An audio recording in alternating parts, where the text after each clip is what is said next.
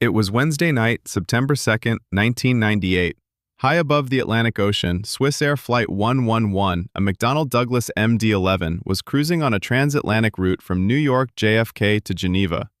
229 people were on board, passengers and crew, heading for Switzerland.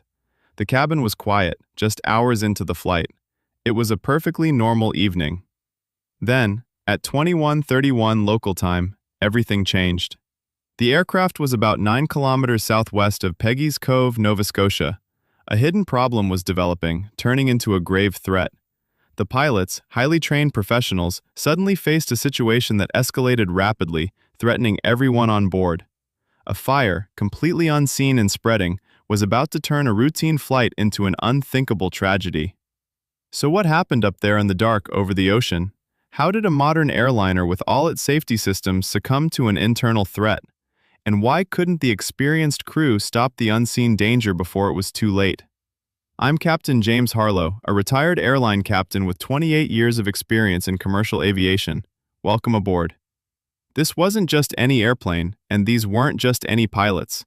We're talking about Swissair Flight 111, a McDonnell Douglas MD-11, registration number HBIWF. The aircraft rolled off the assembly line in 1991, making it 7 years old at the time of the accident. The numbers matter. It had accumulated 36,041 total airframe hours and completed 6,400 flights. This MD-11 was a workhorse, a proven machine for long-haul routes, powered by reliable P&W PW4462 engines. It was built for transatlantic journeys, designed to safely carry hundreds of people across vast distances. On September 2nd, 1998, it was flying from New York JFK to Geneva, connecting one of the world's busiest hubs with a major European city. Swissair, at the time, was known for its impeccable safety record and rigorous maintenance and crew training standards. They were a respected airline, a symbol of Swiss precision. For a Swissair flight to encounter a severe emergency was almost unthinkable. The aircraft HBIWF was considered state-of-the-art, equipped with advanced systems, all maintained to rigorous standards. In the cockpit were two highly skilled professionals.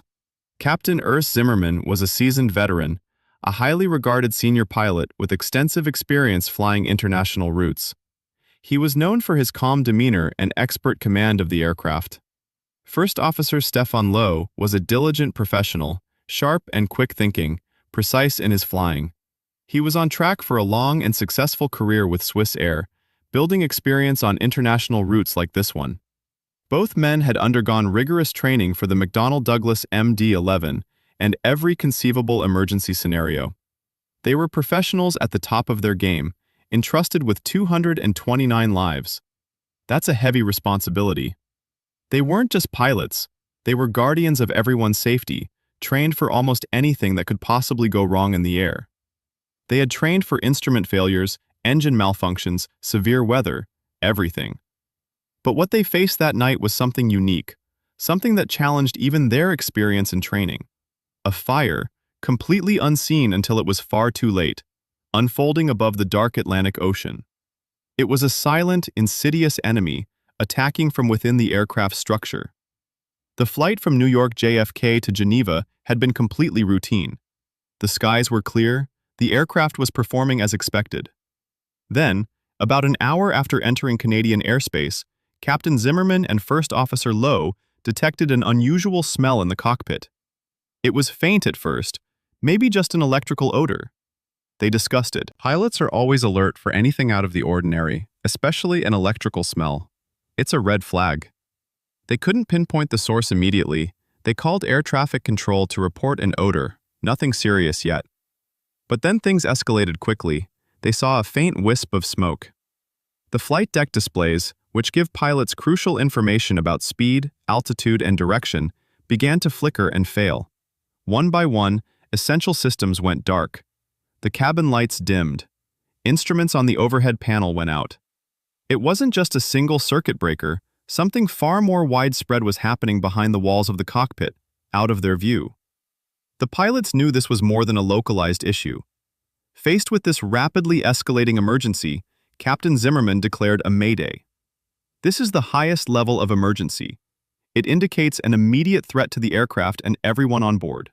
He also requested to dump fuel. A fully loaded transatlantic jet is too heavy to land safely in an emergency. Dumping fuel reduces the aircraft's weight, making it safer to land. Air traffic control cleared them to enter a holding pattern, a slow circle over St. Margaret's Bay, just southwest of Halifax, to release the fuel. The plan was to reduce weight and then prepare for an emergency landing at Halifax International Airport. The crew was fighting a desperate battle. They were managing the aircraft, maintaining communication, and following emergency procedures while their cockpit environment became increasingly hostile. The smoke was getting worse, becoming thick and acrid, obscuring their vision. Electrical systems were failing at an alarming rate. It was chaos in a space designed for order and precision. The primary flight displays were going blank. The autopilot, vital for long flights, simply quit. Then the transponder, which sends altitude and speed information to air traffic control, stopped working. ATC lost the ability to see the plane's altitude, Only its position. They could see the dot on radar, but they couldn't tell if it was climbing or descending. They were losing their eyes and ears in the sky. This was a race against time, a silent battle unfolding in the dark. The pilots were effectively flying blind in some respects, with limited instrumentation and a cockpit filling with smoke. Communication became intermittent, then impossible. They tried different radio frequencies, hoping for a clear line, but the electrical problems were too severe. The last transmission from Swissair 111 was Captain Zimmerman, his voice strained but professional, declaring a mayday just before all communication was cut off. Then, silence. The aircraft continued its descending circle over St. Margaret's Bay, a ghost on the radar. But what started as a controlled descent to dump fuel quickly became an uncontrolled plunge.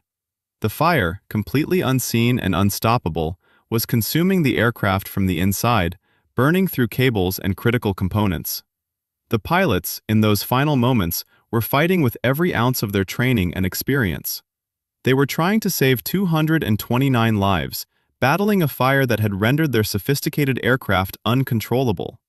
The electrical systems, the brain and nervous system of the plane, were gone. The instruments, the lights, the ability to communicate, all extinguished. The aircraft was flying without any functional flight displays, with no way for the pilots to know their exact altitude, speed, or attitude.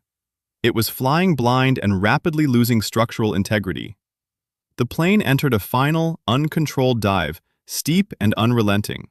It fell, rapidly accelerating towards the dark ocean below. The forces on the aircraft were immense, overwhelming. The airframe began to buckle under the strain. There was no warning to the passengers, just the terrifying, silent descent of a crippled aircraft plummeting towards the frigid Atlantic. At 21:31 local time, the McDonnell Douglas MD-11, Swissair Flight 111, traveling at an extremely high speed, impacted the frigid waters of the Atlantic Ocean. The impact was catastrophic. A flash, a sound that echoed through the night for those few who heard it on shore. Then, absolute silence. No survivors. None. In those final seconds, the cockpit was chaos. Captain Urs Zimmermann and First Officer Stefan Lowe were fighting for control. They were pulling on the yoke, pushing the rudder pedals, desperately trying to bring the nose up, to level the wings, but the McDonnell Douglas MD-11 simply wasn't responding. The fire had consumed the wiring and damaged the critical hydraulic control system. The flight control surfaces, which steer the plane, weren't responding to the pilot's commands. It was a complete loss of control due to structural damage from the fire. There was a deafening roar as the air screamed past the fuselage, a sound of intense pressure and the aircraft's structure under extreme stress. Inside the cabin, the G-forces were immense. Passengers, jolted awake by the sudden lurch, felt their bodies pressed hard against their seats, then lifted as the plane pitched violently. The lights were out, plunging everyone into absolute darkness. Maybe a flicker here and there from emergency lights, but mostly black. The cabin air was thick with smoke, a burning, acrid smell that stung the eyes and choked the throat. People were screaming, some praying, others clutching their loved ones, knowing in a primal way that this was the end. There was the metallic shriek of stressed airframe parts, the groan of twisting metal. The plane was breaking apart, even before touching the water, stressed beyond its design limits. Water rushed up, a vast, black, cold wall of ocean. The impact wasn't just a crash, it was obliteration. A sudden, violent stop. Everything. Gone. By the time Captain Urs Zimmerman made that final Mayday call, and the pilots were trying to dump fuel, The fire had already done its work. The cockpit was effectively destroyed from an operational standpoint.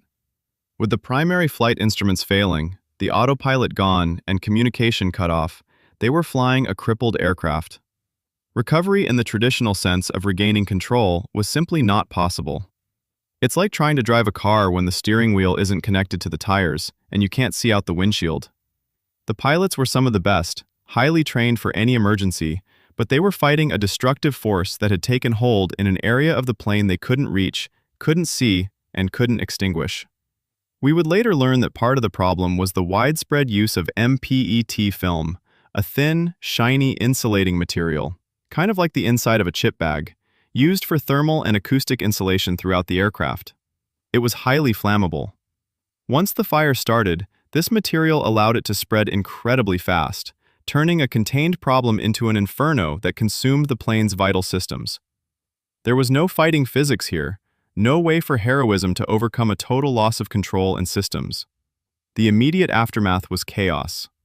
On shore, those few who heard the impact, a dull thud, a distant explosion, knew something terrible had happened. Within minutes, local fishing boats were heading towards the crash site. The Royal Canadian Mounted Police and Canadian Coast Guard launched rescue efforts. But the reality was stark. There was no wreckage floating on the surface, nothing but debris scattered across the dark ocean. The water was around 10 degrees Celsius, and the impact had been so violent that nothing was left intact. It was absolute disintegration. The aircraft shattered into hundreds of thousands of pieces. News of the missing flight spread rapidly. Families waiting in Geneva and New York were plunged into an unimaginable nightmare. Swissair activated its emergency response plan, but the grim truth was becoming clear. Within hours, the recovery operation shifted from search and rescue to search and recovery. The immediate need for answers spurred investigators from the Transportation Safety Board of Canada, the TSB, into action. They needed to find out what had happened to Swissair Flight 111. The investigation found that the fire most likely started in the McDonnell Douglas MD-11's in-flight entertainment system, specifically in the wiring within the cockpit overhead area. This quickly became an electrical inferno. The major problem was the highly flammable insulation materials used throughout the aircraft's ceiling void, the space above the cockpit and cabin where all the wires and systems run. Components like MPET film acted like fuel. Once ignited, this material contributed to an incredibly rapid and destructive spread of the fire. The certification standards for aircraft flammability, especially in hidden areas, were simply not robust enough to prevent such a swift and uncontrollable blaze. Engineers designed these planes to meet the regulations, but those regulations didn't foresee how quickly this fire could spread, turning a minor electrical issue into a catastrophic structural failure. The aircraft lacked adequate fire detection and suppression systems for this type of hidden fire. The cockpit is full of instruments, wires, and electronic components, all packed into a relatively small space. But the fire started behind the panels, in an area the pilots couldn't see or reach. There were no smoke detectors in that critical overhead void, the space between the aircraft's outer skin and the cabin ceiling. And there certainly wasn't an automatic or remote fire suppression system designed to spray extinguishing agents into an inaccessible area like that. The crew could not fight what they could not find and could not reach with handheld extinguishers. This was a significant gap in safety design. While aircraft had smoke detectors in lavatories and cargo holds, and fire extinguishers for visible fires, a fire spreading rapidly behind panels was not adequately addressed by existing safety measures. It was a vulnerability no one had fully appreciated until Swissair Flight 111. The emergency procedures and pilot training, while excellent for many scenarios, were not equipped for such a rapidly escalating, systemic electrical fire. The pilots followed the established checklists for smoke in the cockpit and electrical emergencies. These procedures were designed to identify a source, isolate it, and often suppress it. But what they faced was entirely different. A fire that progressively destroyed multiple critical systems, one after another, from an unseen source. The checklist simply didn't account for a scenario where the aircraft's entire nervous system was being systematically incinerated. Their decision to dump fuel, a standard and correct safety procedure for reducing weight before an emergency landing, inadvertently kept the McDonnell Douglas MD-11 airborne longer. This gave the unseen fire more time to spread, consuming more wiring, more flight control systems, and ultimately sealing the aircraft's fate. The procedures, designed for specific, isolatable failures, inadvertently worked against the crew in this unique, all-encompassing fire scenario. Pilots are trained to follow checklists rigorously, but when an emergency doesn't fit a predefined category and core systems are failing rapidly, it becomes an impossible task to adapt and overcome. The Transportation Safety Board of Canada conducted an incredible investigation lasting 4 years and 6 months. What came out of it fundamentally reshaped aviation safety, especially around fire. One of the most significant changes was a complete overhaul of flammability standards for materials inside aircraft, particularly thermal acoustic insulation. Before Swissair 111, nobody truly understood how quickly materials like MPET film could burn and spread fire in hidden areas. As a direct result of the TSB's findings in their report A98H0003, aviation authorities worldwide, like the Federal Aviation Administration in the United States, mandated much tougher flammability tests for these materials. Manufacturers had to use much more fire-resistant insulation throughout their planes. It was a massive, industry-wide change to prevent another fire from consuming an aircraft from the inside out. Another crucial change that came directly from this accident was a focus on fire detection and suppression in those inaccessible areas. Before Swissair 111, there were no smoke detectors in the ceiling void where that fire started. The TSB's recommendations led to the development and installation of smoke detection systems in previously unprotected zones, allowing crews to detect hidden fires much earlier. Emergency procedures for electrical fires and smoke in the cockpit were fundamentally revised. The old procedures, which included dumping fuel to reduce aircraft weight for landing, were reevaluated. If there's an uncontained fire that can't be quickly extinguished, the new focus is getting the plane on the ground as fast as possible, even if it means landing overweight, because time is the absolute enemy when fire is involved. This accident made the entire industry rethink how pilots are trained to fight fires they can't see, shifting the priority to immediate landing above everything else. The lessons from those 229 lives lost led to changes that protect every single flight today. When an accident like Swissair 111 happens, it's not just a story about a plane or a fire. It's about 229 lives. 229 people with families, with dreams, with plans for the future. Captain Urs Zimmermann and First Officer Stefan Lowe fought until the very last second to save everyone on board. They were heroes, caught in an impossible situation created by vulnerabilities in aircraft design and procedures that nobody had anticipated. Their courage and the lives of every passenger changed aviation forever. Their sacrifice made flying safer for all of us today. That's the real legacy of this tragedy. This channel is a small independent operation that exists because of viewers like you. If you find value in these stories, in understanding what happened to these people and these flights, please consider supporting the channel through a donation or by becoming a member. It genuinely helps me continue this work. If you can't, no problem at all. Just hitting that like button makes a huge difference, pushing these videos to more people and helping us share these important lessons. I really want to hear from you. In the comments below, tell me, what was the most surprising thing you learned about the Swissair 111 investigation? Was it the MPET film or the lack of smoke detectors in the overhead? Let's keep this conversation going. Thank you for being here. Thank you for listening.